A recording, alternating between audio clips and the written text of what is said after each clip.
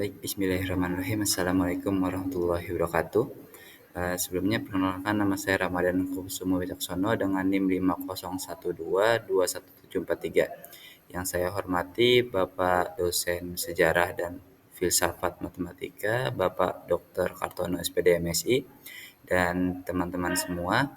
Di sini izinkan saya untuk menjelaskan tentang penemuan matematika dari tokoh-tokoh realisme dalam ontologi kontemporer.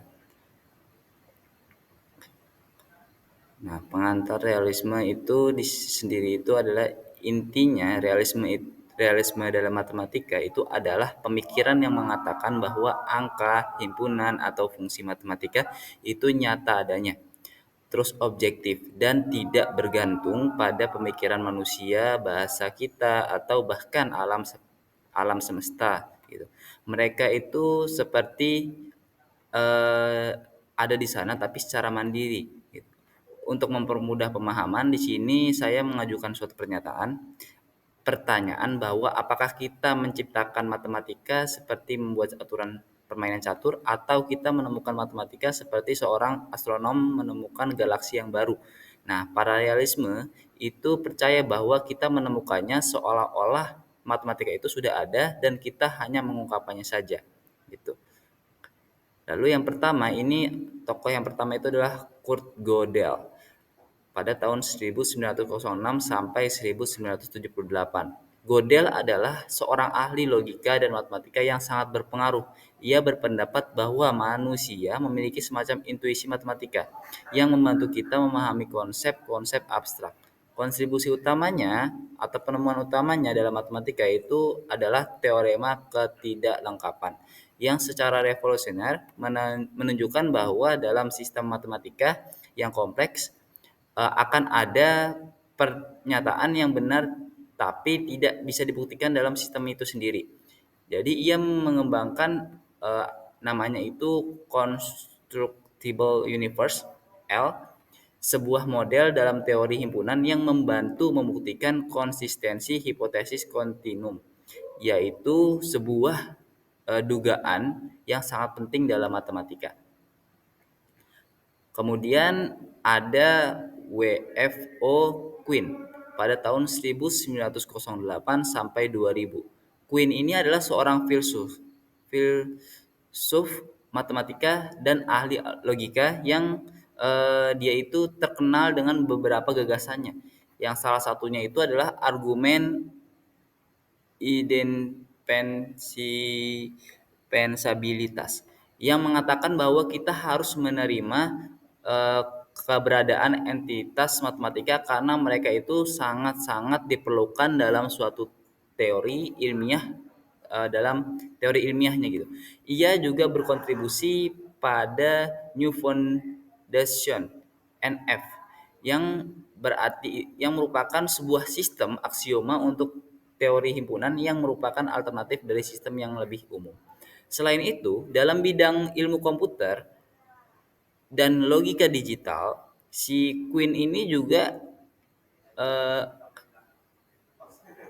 dia mencetuskan atau menyederhanakan fungsi boolean gitu. Jadi fungsi boolean dia merupakan kontribusi dalam fungsi boolean. Lalu eh, di sini ada Roger Penrose, itu adalah salah satu fisikawan matematika dan filsuf yang dikenal dengan filosofi tiga dunianya. Ia mengusulkan adanya tiga dunia yang saling terhubung. Yang pertama ada dunia Platonis atau dunia matematika, yang kedua ada dunia fisik, yang ketiga ada dunia mental. Penrose percaya bahwa kebenaran itu pada matematika itu seperti fraktal. Itu sudah ada di luar sana dan kita hanya menemukannya gitu. Penemuan kuncinya yang paling dikenal itu secara visual adalah ubin Penrose, yaitu sekumpulan bentuk ubin yang dapat menutupi seluruh bidang datar tanpa pernah mengulang pola secara periodik. Nah, struktur ini menunjukkan pada simetri lipat 5 yang sebelumnya dianggap mustahil dalam kristalografi fisik. Selanjutnya ada George Cantor pada tahun 1845 sampai 1918. Cantor adalah matematikawan yang merevolusi pemahaman eh, kita tentang ketidakterhinggaan gitu, tak terhingga. Filosofinya itu berpusat pada ketakhinggaan aktual, yaitu gagasan bahwa ada tingkat-tingkatan ketidakhinggaan yang berbeda, bukan hanya satu konsep yang tak terbatas, tapi penemuan kuncinya itu meliputi bilangan transfinite, yaitu eh, dia bilangan yang menemukan bahwa ada berbagai tingkatan ketidakhinggaan dan himpunannya itu bahwa bilangan asli itu lebih kecil dari bilangan real. Nah, yang dimana dia gunakan untuk mengukur ukuran himpunan yang tak terbatas. Terus argumen diagonal yang membuktikan bahwa ada himpunan-himpunan yang eh, tak terbatas gitu nilainya. Misalnya himpunan bilangan real yang tidak dapat dihitung atau uncountable. Selanjutnya ada Alain Badiou pada tahun 1937 sampai saat ini. Nah, Badiou adalah seorang filsuf kontemporer yang memiliki pandangan radikal dia tentang hubungan antara matematika sama ontologi atau ilmu tentang keberadaan. Ia berpendapat bahwa matematika itu adalah ontologi. Matematika itu adalah ontologi itu sendiri gitu. Jadi khususnya itu teori himpunan Zermelo-Fraenkel dengan aksioma pilihan ZFC atau khususnya teori himpunan. Nah, menurutnya filsafat tidak menghasilkan kebenaran, tapi matematika yang melakukannya.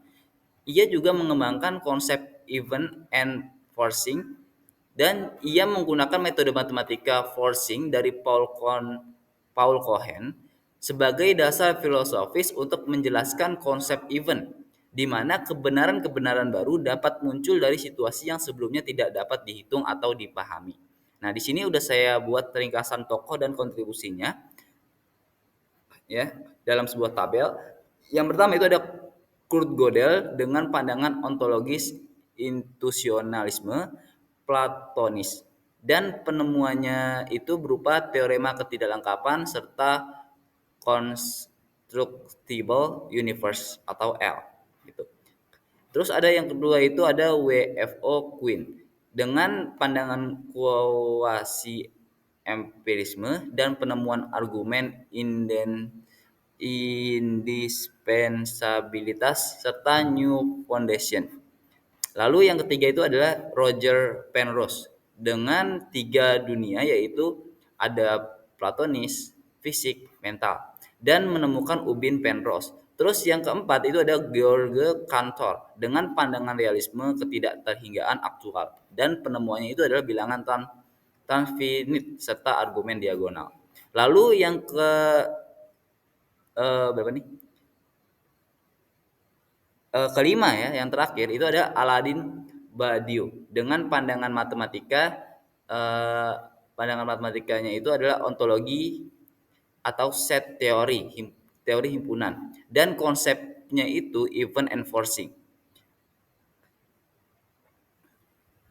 Oke, sekian penjelasan dari saya, kurang lebihnya mohon maaf.